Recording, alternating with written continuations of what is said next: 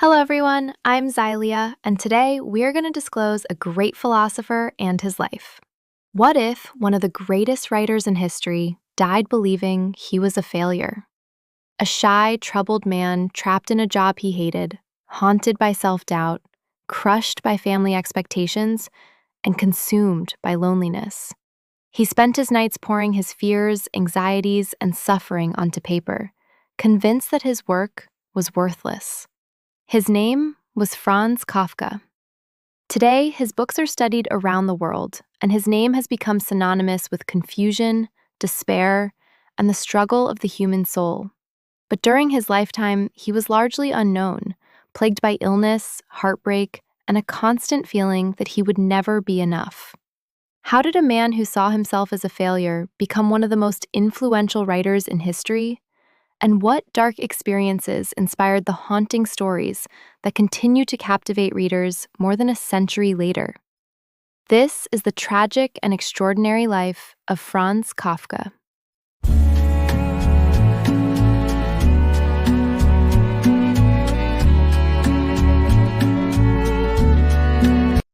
The story of Franz Kafka begins on July 3, 1883, in Prague, a beautiful city in the heart of Europe. Born into a prosperous German-speaking Jewish family, Osaka seemed destined for a comfortable life. But behind the respectable image of the Kafka household lay the seeds of a lifelong struggle. His father, Hermann Kafka, was a successful businessman, strong-willed, demanding, and intimidating. To young Franz, he seemed less like a parent and more like an unstoppable force. While his mother, Julie, spent long hours helping run the family business, Kafka often found himself emotionally isolated, growing up in a world where he felt misunderstood. A bright and obedient student, Kafka excelled at some of Prague's most prestigious schools.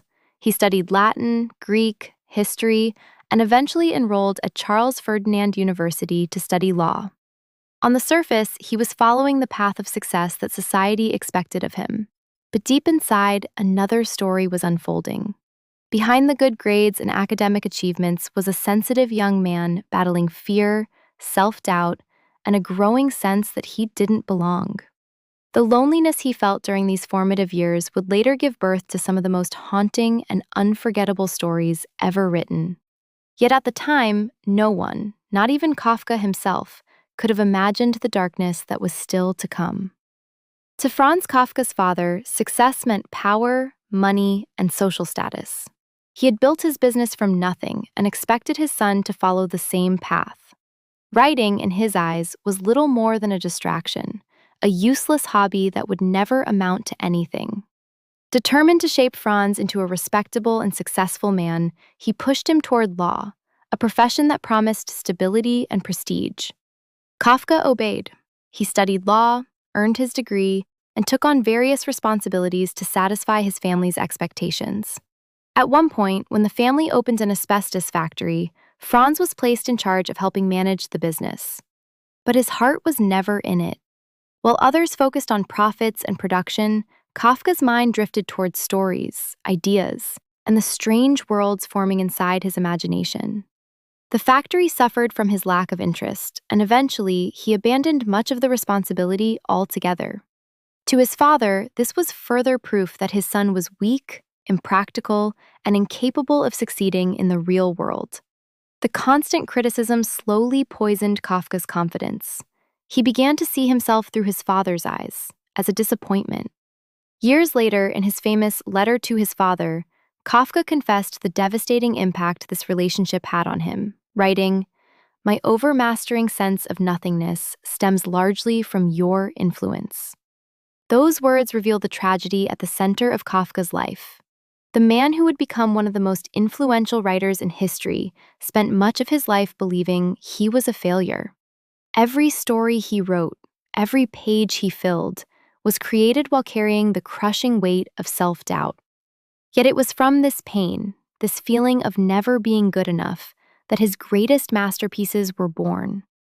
He first worked for a private insurance company, but the long night shifts left him exhausted and unable to focus on writing, so he soon left. Later, he joined the Workers' Accident Insurance Institute in Prague, where he worked for many years.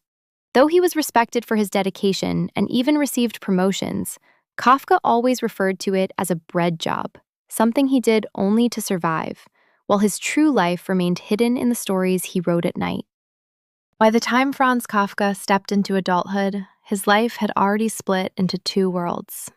By day, he was a disciplined and respected insurance officer in Prague, working at the Workers' Accident Insurance Institute for the Kingdom of Bohemia. Colleagues saw him as intelligent, tireless, and even ambitious, someone who slowly became the trusted right hand of his superiors. He was reliable, efficient, and outwardly successful in a system he understood well. But by night, Kafka became someone else entirely. While the city slept, he lived a hidden second life, consumed by writing. Every spare moment, every ounce of remaining energy went into his stories shaped by anxiety, isolation, and the strange weight of existence itself. This exhausting routine created a painful double life: the obedient office worker during the day and the restless, tortured writer at night. The demands of his job drained him, yet the silence of the night gave him no peace either.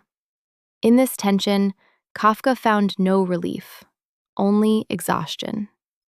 Even as he formed close friendships, especially with the writer Max Brod, who believed deeply in his talent, Kafka himself never felt complete. His personal relationships were often fragile and uncertain, and his health began to suffer under constant pressure. This relentless struggle between duty and desire would define his entire life, until illness finally forced him to slow down, but never truly stop the inner world that was always burning within him. There were moments in Franz Kafka's life when the weight inside his mind became too heavy to carry.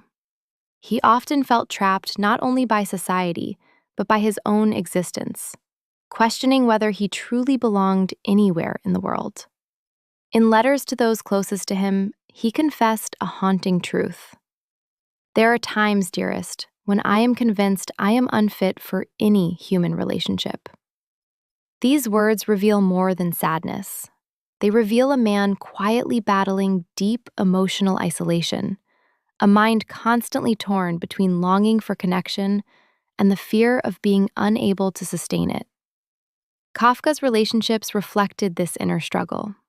His engagements to Felice Bauer ended in emotional distance and repeated breakups, as his anxiety and self-doubt made intimacy feel almost impossible.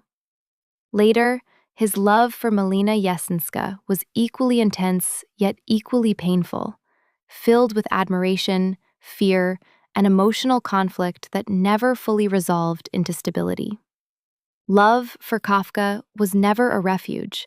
It was another space where he felt inadequate and uncertain. At his lowest points, Kafka's thoughts turned toward disappearance and escape. Though he never openly framed it in dramatic terms, his writings and private letters suggest a mind constantly wrestling with despair and the idea of not wanting to exist in the same overwhelming world he described in his fiction. His fragile health, growing exhaustion, and lifelong anxiety only deepened this inner collapse. Yet even in this darkness, he continued to write, turning pain into literature and silence into stories that would outlive him forever. For Franz Kafka, writing was never a celebration. It was a struggle, almost a confession of his own inadequacy. Despite creating some of the most powerful and haunting literature of the 20th century, Kafka never truly believed in his success. He saw his work as unfinished, flawed, and unworthy of publication. This deep sense of self-doubt followed him throughout his life, convincing him that he was, in his own words, a failure. Even as he wrote stories that would later define modern literature, stories filled with fear, isolation, and invisible forces controlling human lives, Kafka remained convinced that his writing had no real value. He often kept his manuscripts hidden, unable to fully accept that they deserved to be read. To him, The act of writing was less about achievement and more about survival, a way to express pain that could not be spoken. This insecurity became so extreme that Kafka made a devastating request to his closest friend, Max Brod. He instructed Brod to burn and destroy all of his unpublished manuscripts, notebooks, and letters after his death. Kafka believed that nothing he had written should remain in the world, as he felt it did not meet even his own impossible standards. But Max Brod refused. He defied Kafka's final wish and instead preserved his work, ensuring that novels like The Trial and The Castle would survive. Without that decision, Kafka's name might have disappeared into silence. Ironically, the man who believed he was a failure became one of the most influential writers in literary history. His failure transforming into immortality. In his final years, Franz Kafka's body began to fail him, just as he had always feared his life was failing.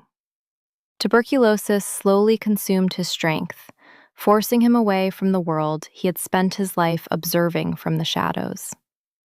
He returned to Prague for a brief time, but his condition continued to worsen until he was taken to the Dr. Hoffman Sanatorium for treatment. There, far from the pages he once filled at night, Kafka spent his last days in silence. On June 3, 1924, at the age of just 40, Franz Kafka died, still believing, in his own mind, that he had never truly succeeded as a writer. He was buried in Prague's new Jewish cemetery in Olszany, laid to rest beside his parents under a simple 2-meter obelisk. A man who once saw himself as a failure returned to the same world that never understood him in life, but would come to revere him after death. Today, Kafka is no longer remembered as a failure. He is remembered as a voice of modern human anxiety, loneliness, and truth. The writer who doubted everything he created ended up writing his way into immortality. Sing anymore.